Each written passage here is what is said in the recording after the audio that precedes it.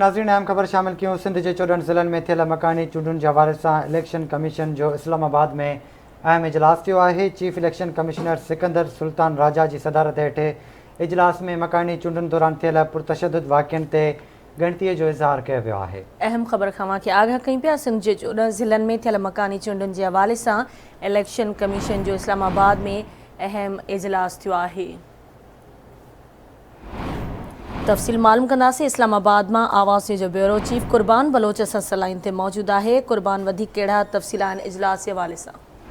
जी बिल्कुल, election commission of Pakistan में सिंध अंदर 5 जुलाई ते जेका जून ते जेका बलदियाती चूंडूं थियूं उन जो जेका भी कारकर्दगी रही है या चूंडुनि जी जेका सूरत हाल रही है उनजो जायज़ो वठण जो बाबति इजलास मुनक़द थियो आहे।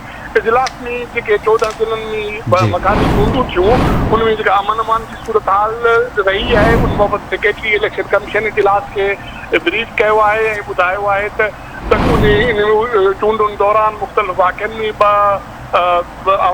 माण्हू फौत थी विया जॾहिं 14 खां वधीक ज़ख़्मी थिया आहिनि। उन सां गॾोगॾु सूबाई जेको इलेक्शन कमीशन आहे उन भी इजलास के सिंध अंदरि मकानी चूंडुनि दौरान अमन अमान की सूरत हाल बाबति आगाह किया है।